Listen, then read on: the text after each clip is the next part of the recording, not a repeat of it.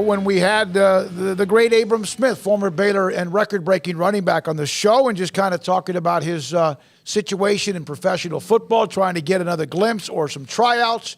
And then yesterday, he was the #1 overall pick in the XFL by the DC Defenders, and he joins us now on 365 Sports. Abram, I know your goals and what you want, but how much does this help kind of just get you a chance again? This helps tremendously. It's like another stepping stone just to get back to where I want to be and where I know I should be at. And, when you think about it, the XFL is like an intersection between make it or break it. It gives everybody an opportunity. The guys, that might have fallen out and haven't got the chance to step into the NFL. This is like a stepping stone to just get right back to where we need to be. How exciting is it to be part of the relaunch with The Rock and everything going on with the league? And it's exciting. I was able to actually get on call with him, and that was a big time thing for me. Just being a fan as a little kid, watching WWE. So just being a part of that, and then being the first pick overall. I mean, to me, I was blessed and really excited to be a part of them. What did he say to you? Yeah, could you share part of the conversation? Yeah, no, we just talked about how they're happy to have me on, how I'm happy to be there. I'm blessed to be there. I'm just, I'm thankful for the opportunity that they're giving, not only me, but other players, just to be able to get back to the NFL. A lot of times whenever you get out of the NFL, it's really hard to get back in. You got to find ins and outs. You got to go to different leagues, but with the XFL, there's a lot of care towards the players and like a lot of push and encouragement to get back to the NFL. So that was mostly what the conversation was about. And like I said earlier, just that the XFL is really the intersection between, not making it and making it back to the NFL. So, Abram, what was your I guess process yesterday? What did you expect? Are there calls like there would be with agents or people contacting you? What was that like over the last couple of days? It was really just people contacting, just making sure everything's in place, making sure that I'm ready to go, that I'll be available. It's kind of the same deal that it was for the NFL draft. And then when it came down to the actual day, it was the same stuff. It's not broadcast live like it would be on TV, but I mean, there was still phone calls. I received a phone call, and from Coach Barlow and the defenders, and it was the same thing as if it was would be for the NFL draft. You mentioned the intersection and the opportunity.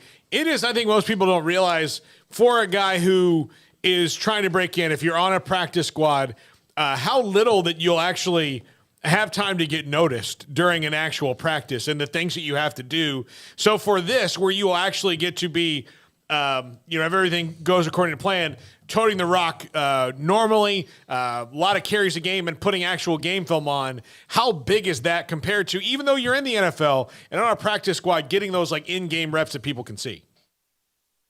I think they're huge. When you talk about being on the practice squad, and I know from just being in practice in general, there's a lot of times where you're splitting reps, and you don't really get a lot of chances to really showcase what you can do, just because there's probably about 4 or 5 backs, and there's those 2 backs that, are more than likely going to play or start that game or however it might be, depending on the roles.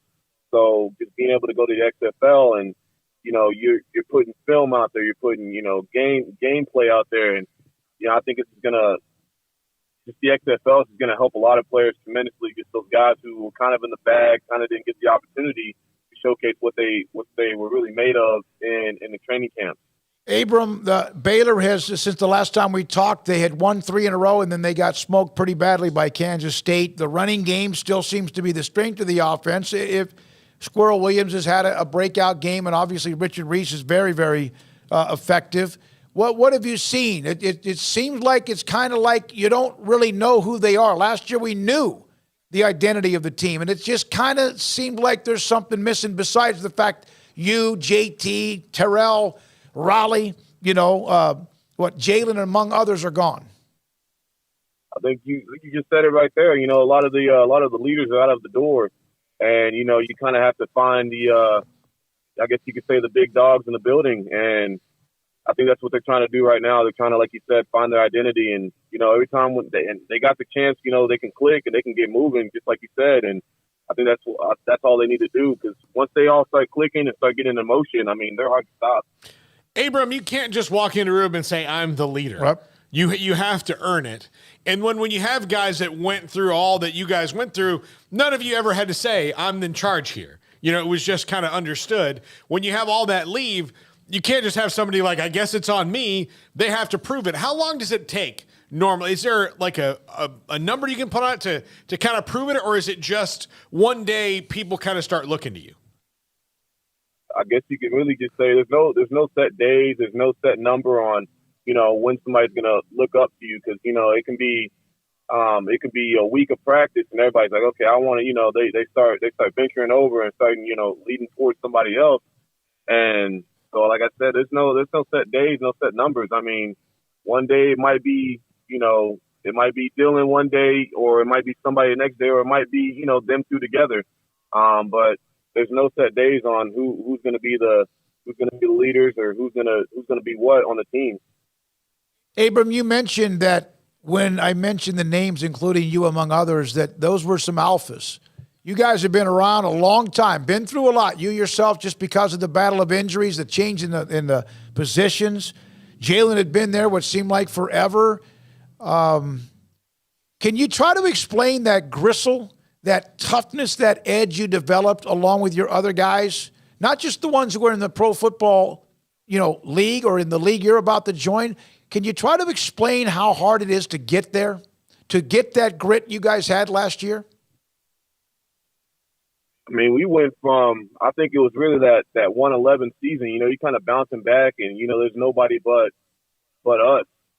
So we grinded it out together. We used to call it OU, one of us. And that's kind of what we based a lot of our brotherhood on, our friendship on, is just that we knew when it came through it, when it came down to it, it was just us. That's all we had. That's all we needed. And I think that's how we just shaped into that tough team, that tough alpha dog team that everybody saw last year. Abram, one of the other draft picks, and we'd be remiss to ask you this, was KD Cannon, a former Baylor wide receiver. Do you know KD? Have you ever met him at all, or would this be the first time when you guys intersect in D.C.?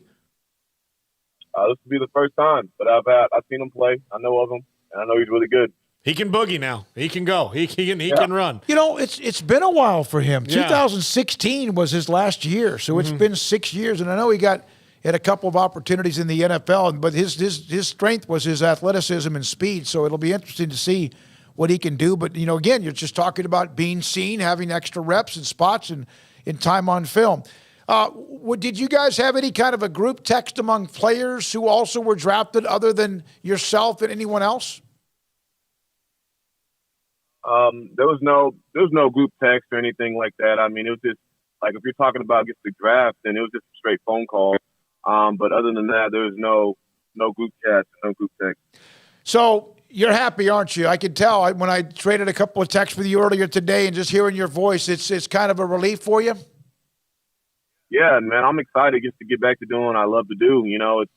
It's different whenever you're going to work out, and you get told no pretty much. You get told like, hey, if we need you, you're on the ready list or whatever it might be. And now, I got a set team, and I'm about to go back to playing ball rather than just doing workouts. I go back to actually, toting the pill and doing what I do best.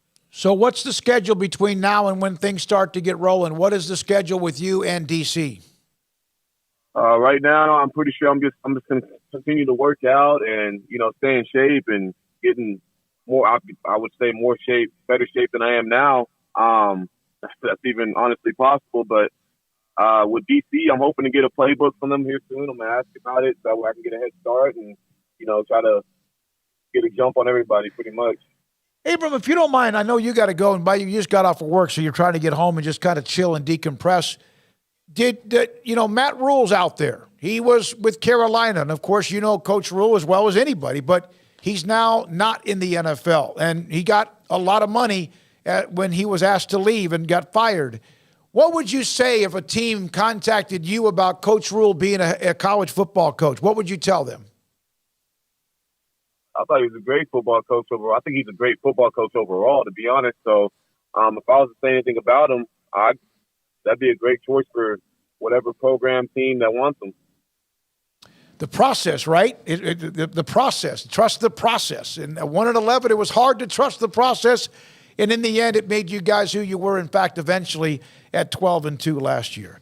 Great to have you on the show. Proud for you, Abram. Thanks for your time. We'll be in touch. Thank you. Thank you very much. Abram Smith, #1 overall pick of the XFL. Got a chance to talk to the